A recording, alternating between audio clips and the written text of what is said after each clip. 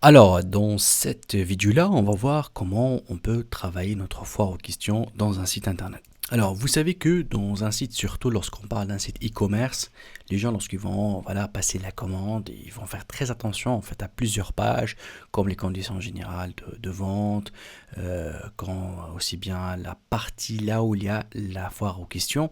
Là, ici, on trouve les questions les plus demandées et les réponses des administrateurs par rapport à ces questions. Cette rubrique-là, c'est une rubrique très très importante parce que ça va d'abord éviter d'avoir donc des gens qui vont vous envoyer des emails pour avoir des réponses à des questions spécifiques. Parfois, on peut avoir des prospects qui sont chauds, qui veulent acheter, mais bon, il a une question, il veut voir des détails par rapport à la livraison, des détails par rapport à votre produit, mais bon, il va hésiter, il va chercher si vous avez un chat online et tout. Donc, foire à questions, c'est une rubrique très importante parce que ça va éviter d'avoir d'autres contacts avec les clients, ça va éviter d'avoir des retards pour passer les commandes, donc du coup, et c'est une rubrique très très importante. Personnellement, depuis que j'ai ajouté foire à questions à mon site internet, je peux vous dire que le taux de la conversion a été dupliqué x2, ça c'est très très important, et l'effort que je faisais avant a été réduit aussi.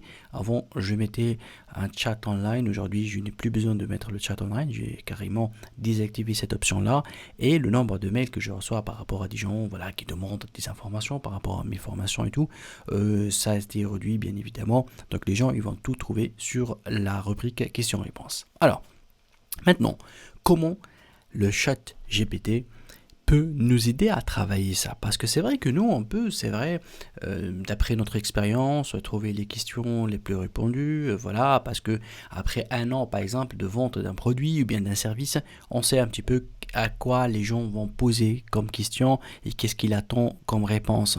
Et parfois même, ça arrive souvent, il y a parfois des choses qui peuvent arriver après la vente. Par exemple, les gens peuvent vous demander, par exemple, d'autres services supplémentaires qui sont payantes et eux, ils pensent que c'est gratuit, eux, ils pensent qu'il y a un coaching, par exemple, ils pensent qu'il y a des choses. Donc, du coup, c'est très important pour moi de préciser ça dans questions-réponses et que les gens, ils vont savoir toutes les informations avant même de passer la commande et ça va éviter d'avoir un client qui n'est pas satisfait parce qu'après, si vous dites, écoutez, je veux tel service, vous lui dites, oui, monsieur, c'est bien noté dans notre site, dans la question-réponse, que par rapport à ça, on fait pas ça, ou bien on fait ça, ou bien on offre ça. Alors, voilà, j'ai fait un prompt qui contient donc des informations intéressantes. Alors du coup là ici on va essayer de lire ça ensemble. Donc au début j'ai fait placer le rôle. Donc le rôle pour moi, pour ChatGPT, c'est un expert en rédaction web pour les sites e-commerce. Ça c'est très important parce qu'il y a des questions sur les sites e-commerce, donc il y a un paiement en ligne, il y a parfois une livraison, soit online à télécharger, soit une livraison physique.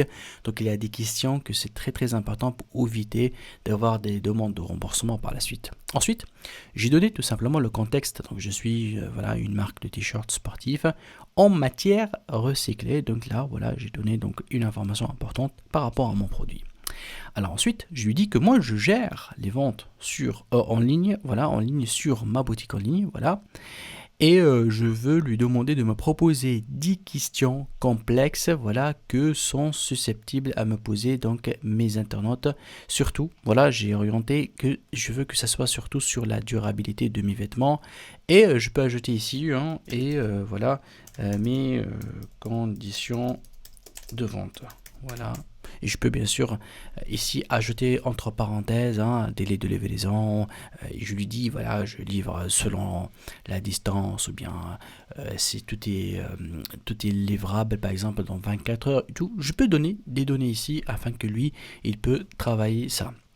Alors ces questions seront ajoutées sur notre site web dans la rubrique foire aux questions. Donc ça c'est très très important de lui dire écoutez, c'est pas des questions que moi je vais les faire pour mon support après-vente ou bien pour répondre aux emails. Non, ça va être affiché dans mon site internet. Et je veux que pour chaque question, il va me proposer une réponse convaincante, pour satisfaire donc ces clients-là. Donc là, je lance ma requête. Et vous allez voir que là, il va me faire afficher en fait ces 10 donc, questions.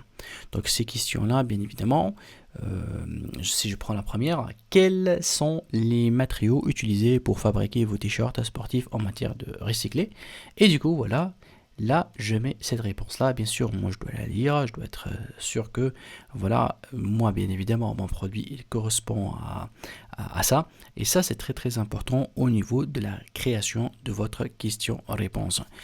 Après, il faut bien évidemment, hein, s'il y a une question que vous pensez que la réponse n'est pas assez adaptée à votre politique de travail, à votre site internet, tout, bien évidemment, vous pouvez donc lui demander de changer cette question ou bien de changer donc la réponse pour l'adapter.